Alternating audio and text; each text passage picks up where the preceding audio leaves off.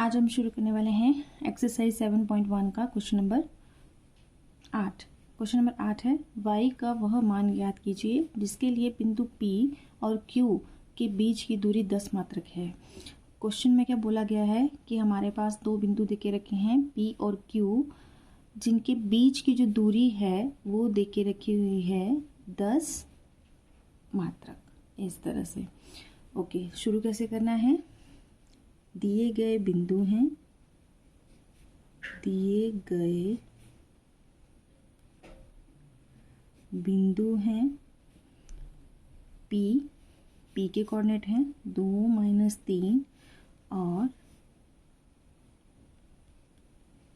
Q के coordinate हैं 10 और y, इस तरह से।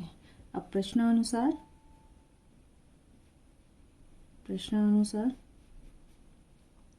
प्रश्न क्या बोल रहा है कि बिंदु P और Q के बीच की दूरी कितनी है, 10 है। तो वही हम लिख लेते हैं कि बिंदु P और Q के बीच की दूरी 10 है। तो अब हम P Q की दूरी निकाल देंगे दूरी सूत्र फॉर्मूले से। ओके, तो दूरी सूत्र क्या बोलता है, इस तरह से वर्गमूल Q के कोऑर्डिनेट में से P के कोऑर्डिनेट माइनस कर देते हैं और इसका फॉर्मूला भी होता है, क्या होता है, x1, इसको हम y1 मान लेते हैं और इन कोऑर्डिनेट्स को हम x2 और y2 मान लेते हैं। तो x2 में से x1 माइनस कर देंगे, फिर उसका होल स्क्वायर, और y2 में से y1 माइनस कर देंगे और उसका होल स्क्वायर। तो लिख लेते हैं पहले कि x2 - x1 का whole square plus y2 - y1 का होल स्क्वायर, और ये है हमारे पास 10। अब इनकी वैल्यूज रख लेते हैं। अब इनकी वैल्यूज भी रख लेते हैं। वैल्यूज क्या है, x2 - x1 की है, ऐसे थोड़ा ऊपर जैसे, हाँ, x2 - x1 10 - 2, 10 - 2 का होल स्क्वायर प्लस y2 है y और y1 है -3, तो y माइनस प्लस 3, तो y प्लस 3 का होल स्क्वायर बराबर 10। अब ये जो वर्गमूल है इसको यहाँ से हटा देंगे हम, पहले इसको लिख लेते हैं प्लस y प्लस 3 का होल स्क्वायर।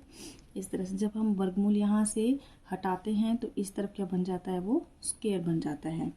तो यहाँ पे क्या बन जाएगा, 10 का स्क्वायर हो जाएगा।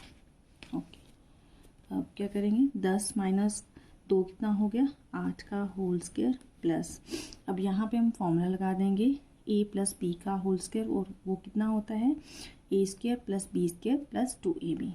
अब यहाँ पे a स्क्वायर हो गया हमारे पास y square plus b square हो गया 3 का स्क्वायर प्लस 2ab 2 गुणा 3 इंटू y, ये हो गया 2ab 2 गुणा y गुणा 3, तो ये हो गया 6, है ना, 6y, इस तरह से बराबर 10 की हम 2 बार गुणा करेंगे तो कितना आ जाएगा, 100,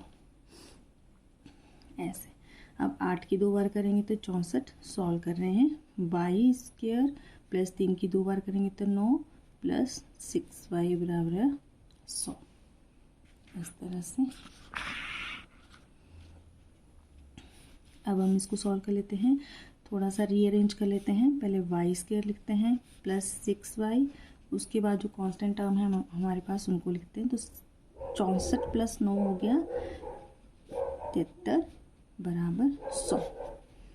y square plus 6y plus 73 में से अब यहाँ देखते हैं ये 100, इसको हमने उठा के इस तरफ लाना है तो ये हो जाएगा माइनस का 100, और यहाँ पे कितना बच गया फिर हमारे पास 0। ओके, अब इसको सॉल्व करते हैं, y स्क्वायर प्लस 6y, इनको माइनस करते हैं तो ये आ रहा है माइनस का 27 बराबर 0, इस तरह। ओके, अब इस तरह ये है हमारे पास एक समीकरण आ रहा है। इस तरह के समीकरण को कैसे सॉल्व करते हैं कि हमने यहाँ पे फर्स्ट टर्म और थर्ड टर्म को गुणा करना होता है, थर्ड टर्म को जब हम फर्स्ट और थर्ड टर्म को गुणा कर रहे हैं तो ये बन रहा है मेरे पास माइनस का 27y², और बीच में टर्म्स कौन सी है, 6y। अब इस तरह के कैसे सॉल्व करते हैं हम इस तरह के समीकरण को, कि हम देखेंगे बीच में कितना है 6y और यहाँ पे कितना बन रहा है माइनस का 27y²। हम दो टर्म्स ऐसी चूज़ करेंगे कि अगर मैं उनकी गुणा करूँ तो मेरे पास माइनस 27y² आए, और अगर मैं प्लस करूँ तो 6y आए। तो कौन सी हो सकती हैं वो टर्म्स, देखते हैं। अगर मैं यहाँ पे 3y + 9y करूँ, देखो तो 9 × 27y² हो रहा है ना, 9 × 27y² हो रहा है, साथ में माइनस है तो माइनस भी लग रहा है। अगर मैं प्लस करूँ तो प्लस भी कितना आ रहा है, ये 6y। अगर मैं इन दोनों को प्लस करती हूँ तो ये कितना आ रहा है, 6y आ रहा है। ओके, तो बन रहा है ये हमारे पास ये वाली दो टर्म्स आ रही हैं जिनको मैं गुणा कर रही हूँ तो इतना आ रहा है, और प्लस करूँ तो इतना आ रहा है। तो यही दो टर्म्स हम कहाँ पे लिख देंगे, फिर जो बीच वाली टर्म्स होती है यहाँ पे लिखा जाता है। तो ये हो जाएगा हमारे पास, देखो माइनस का 3y है पहले, तो मैं इसको माइनस 3y + 9y - 27 इज बराबर 0। अब इसको सॉल्व कर लेते हैं। यहाँ से इन दोनों टर्म्स में कॉमन क्या आ रहा है, y आ रहा है, तो y मैंने कॉमन ले लिया, तो यहाँ पे कितना बचा y, और यहाँ पे कितना बचा 3, प्लस यहाँ पे कॉमन ले रही हूँ मैं 9 कॉमन लेती हूँ, तो यहाँ से 9 बाहर आ चुका है, यहाँ y बच गया है, y माइनस, और यहाँ पे कितना बच रहा है, 9 बाहर आ रहा है तो 9 × 27 मतलब 3 बच रहा है, बराबर 0। अब यहाँ से भी y - 3 कॉमन ले लेते हैं, y - 3 कॉमन आ गया। अब कितना बचा, y + 9 बराबर 0।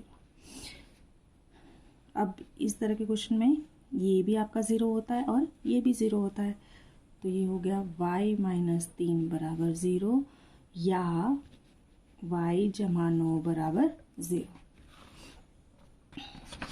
ठीक, उसके बाद अब यहाँ पे y बराबर ये 3 माइनस का 3 है, इस तरफ जाएगा तो 0 + 3 हो जाएगा, और 0 + 3 कितना हो गया, प्लस का 3, या और यहाँ पे y बराबर ये प्लस का 9 है, इस तरफ जाएगा तो ये माइनस का 9 हो जाएगा, 0 - 9 कितना हो गया, माइनस का 9।